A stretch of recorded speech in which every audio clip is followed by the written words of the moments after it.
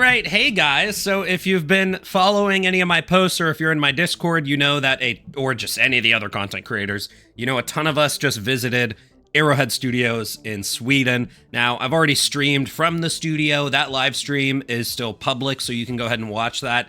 It was awesome. Some of the devs, the community managers popped in on stream and said hi to everyone. We even had John Helldiver show up, which was really freaking cool. But with that being said, I know everybody doesn't catch the streams or maybe follow the social posts. I figured I'd try to kind of summarize a bunch of really common questions inside of this video. All right, so let's just bang through them. So first things first, really common questions. What did they reveal to you? And are you guys gonna tell us?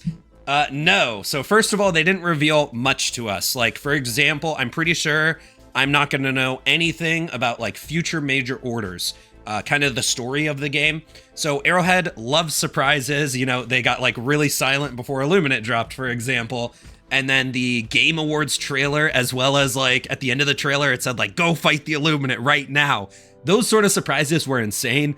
And for what it's worth, I don't even want to be spoiled on a lot of that stuff. Because being able to like when I was streaming the Game Awards that night, and me and my chat, and I was streaming with Clay, we all saw it say out now, and we flipped out. And you know, those surprises are really fun and really great. I don't even want some of that stuff spoiled to us. I mean, with that being said though, I did see like a small little bit of future content, which was cool. And obviously I'm not going to tell you guys because I'm under an NDA.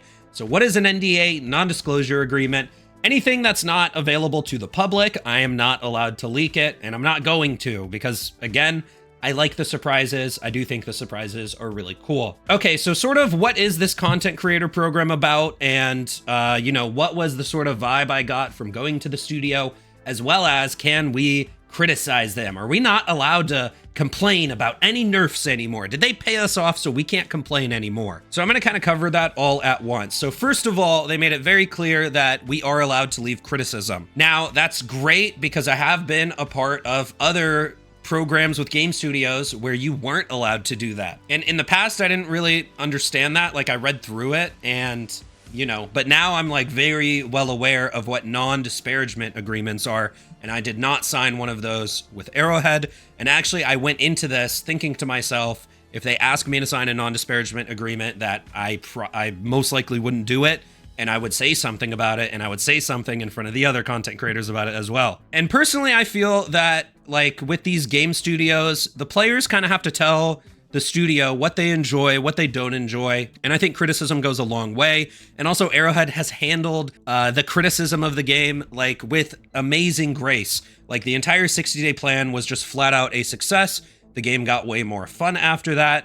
You know, once they sort of let balance take a backseat to fun, and that was amazing. So that's that. That's just like a quick summary. Of course, if you want to know more, show up to the streams. We could talk about stuff more in depth. But with that being said, what was our impression of the studio? So everyone at Arrowhead is so cool. Like, I know that sounds like sort of cliche, but it was just all around a good time.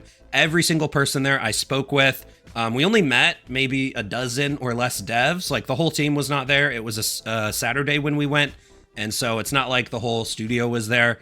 It was just the community managers, a few developers. We met the game director and spoke with him for a while, and that was awesome. I'll get into a bit more of that later. As well as all of the content creators there. Everyone who was there was just there to have a good time. And one thing I'll say is the Arrowhead team basically said that they wanted to give back to us as content creators because they really appreciated us, and mainly because they appreciate you guys, the community, because I think they understand like sort of what they went through last year with the game going crazy at launch, selling like 12 million copies in what, like a month or two. They sold so many copies so fast, and then it went downhill. You know, people were complaining during Escalation of Freedom and stuff like that. And even some other stuff after that. But then they really turned it around. And I don't think a lot of game studios like get to go through that. Like oftentimes, if a game goes downhill, it just straight up falls off and dies. Like maybe not dies, okay? But they have like a much smaller player base than they once did. And if you go look at the player counts, like I think they hit nearly 100K players this past weekend with the new warbond just on Steam alone. And comparing that to the numbers during Escalation of Freedom, like they were really able to recover from all of that. And again, that kind of goes hand in hand with the criticism. So, you know, they basically just told us like they appreciate us. They're very grateful for having a great community, and everybody they invited is someone who posts Helldivers content consistently. And all of us as content creators love doing that. Now, every content creator I met and talked to, we all just chilled, had a good time. We all told each other we want to play and collab in the future. It was really just a good time. Now, another thing as well with the content creator program is there is potential sponsorship opportunities. There is opportunities to have these events again. Like, I don't know what events they're going to plan in the future, but for example, let's say they wanted to invite us to the studio again. You know, that's sort of on the table. And they didn't give us any specifics because, you know, there's no plans for any like future events at this moment. But essentially, it can happen again in the future. Wanted to meet us. They wanted us to meet them as well, because meeting them just as people is like a really cool experience. And I'll talk about some of the devs specifically that I talked to later, just so that I can give you guys an idea of how they are. And also the community managers. So first of all, shout out to Baskinator. She's super cool. I've like messaged her when there's like a bug or something, or like if I had a piece of feedback. I've talked to her in DMs previously before this, and she's always been cool. And she's way cooler in person. She literally like said, I love Helldivers more than anyone else. And honestly, I believe her. I believe her that she really does.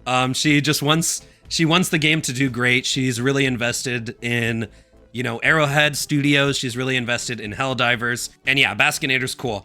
Miitchimus is a community manager that I never really talked to before this. Didn't know him at all. I think he like posted a patch notes.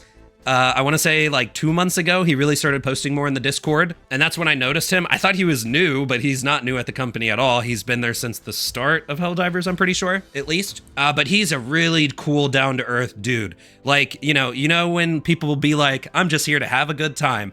Miitchimus is there to make sure everyone else is having a good time. And I just got positive vibes from him. Really cool dude. If you see him in the Discord, tell him I said what's up. All right, so next, let's talk about why didn't certain people get invited. Now, I'm not even going to name a specific name. Everybody's been saying, why wasn't Arrowhead there? But also, yeah, I just named a name. But also, like, there were other content creators I'm friends with that weren't there as well. And really all it comes down to is that, like, as far as I know, or as far as I asked, because I did vouch for different people to go there that didn't end up going, it has nothing to do with animosity. This was just an event with a certain amount of people. They literally bought us plane tickets and hotel rooms.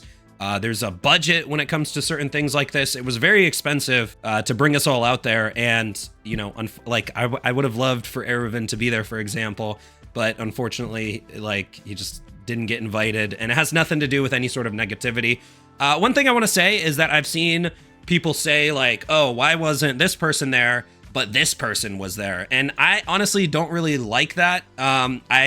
You know, from me meeting and talking to all the content creators, everybody was really cool, and everybody was excited to be there, and everybody has a place in the community. I don't think it has anything to do with someone being more important than the other.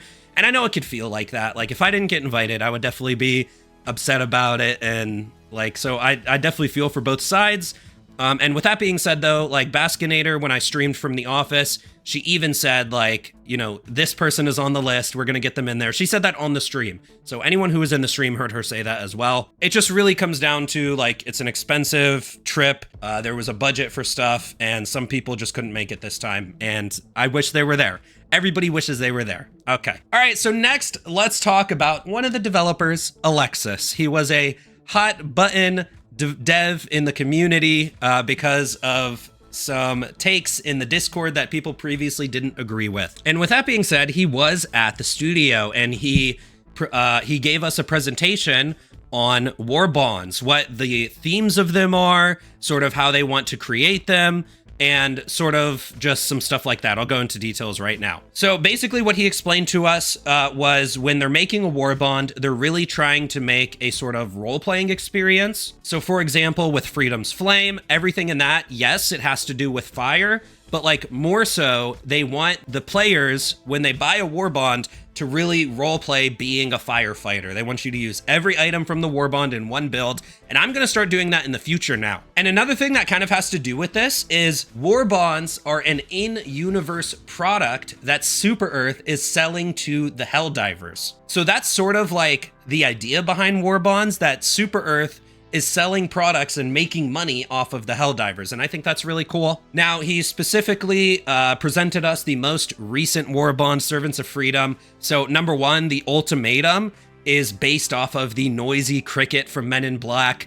If you don't remember what the noisy cricket is, in the first Men in Black, Will Smith gets like that tiny little gun, and he's like, you're really giving me this tiny gun? But then he shoots it, and then it just nukes whatever alien is right in front of him. That's what the ultimatum's based on. And like, you know, people have been saying like, oh, it's OP or it's this or that, but that had nothing to do with them creating it. They said, we want to make the noisy cricket. Here it is. And I think that's really cool. And then when it comes to the new double sickle with the heatsink removed, or like it's overclocked, he said that the idea behind that is that what can this gun do when you are the heat sink? And the whole idea behind Servants of Freedom is what's more democratic than self-sacrifice for Super Earth? And again, it's just really, it's really cool. It's really funny. You see it with like, you are the heat sink. You see it with the armor where it has the explosive collar so that you don't become a voteless. And those sort of themes and ideas I think are really cool. And honestly, from now on, when I do a warbond review, I'm going to wear all the items from that warbond and then kind of post like how it does against each faction. Of course, I'll talk about other items that work well together with them outside of the warbond, but you know what I mean? I do like the roleplay aspect to it, and I think that's really cool. All right, so next really common question. Did we meet Joel? Did we meet Mr. Pilestedt? Or did we meet Shams? We did not meet Joel. We did not meet Shams. Johan is on vacation. He was not planning to come to the office, but when we first got there, he showed up, said hi to all of us, and walked us up. He even told us like he wasn't even planning on stopping by, but he thought to himself, it's the 1 year anniversary, all these people are coming, and he said he had to show up and say hi to us all. So that was very nice of him. That was really cool. He didn't stick around for that long because again, he's on vacation. And I think he's, you know, that's perfectly fine. So now what about him being on vacation, and do I have faith in Arrowhead even though Pilestedt isn't there? And the answer is absolutely yes. Every single developer I met there was oozing with passion for whatever job they did. It's almost like everyone was in character. So like, first of all, we talked to Mikael, or Mike. I'm sorry, I'm a little bit bad with the Swedish names, but he was the game developer, and me, Pips, and Clay had like a freaking long talk with this dude, like at least like 45 minutes.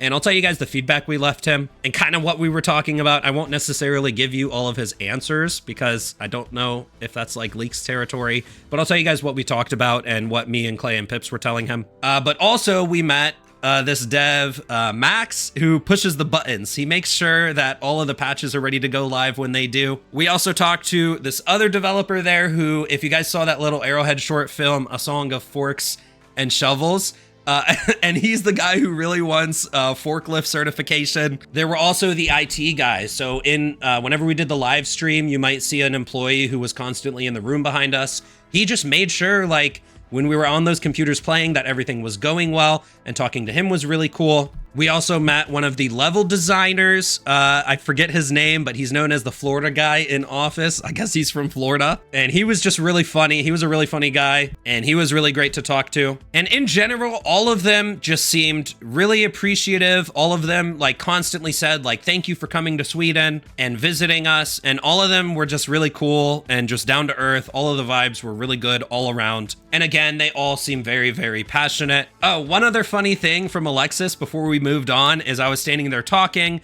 and they just randomly asked like, hey, what other games do you play? Or like, what games did you play last year? And I was like, oh, I played like Path of Exile 2. I played Once Human last year. And oh, I played Space Marine.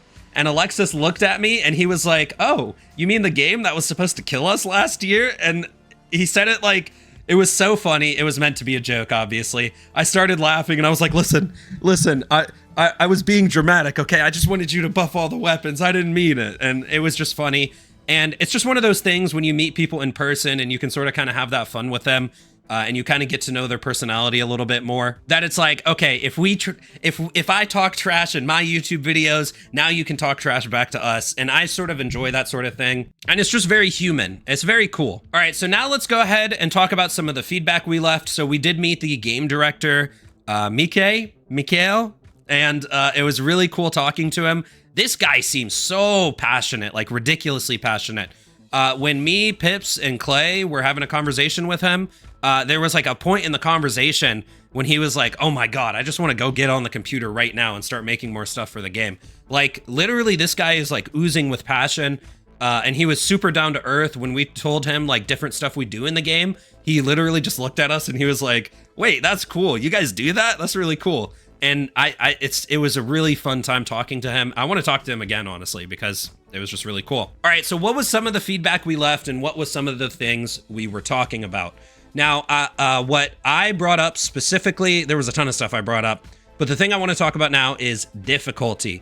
Basically, we told him we want the game to be harder. Now, hold on, don't freak out, because I have talked about this many times before. I've talked about this on stream before, and the specific points I brought up were, number one, the guns need to feel good and the enemies can't feel broken. So like, for example, with the enemies, like Impalers on launch, broken as hell, bro. They would send you to the Super Destroyer. You'd be in the stratosphere from them launching you. They would like swipe a tentacle. It wouldn't even hit you. You'd ragdoll. They'd do another tentacle before you're able to get up. They would like spam ragdoll you on the bug side. I even brought up command bunker turrets, how like they're very hard to see and they kind of spam ragdoll you as well. So like I said, like the enemies need to feel good to play against.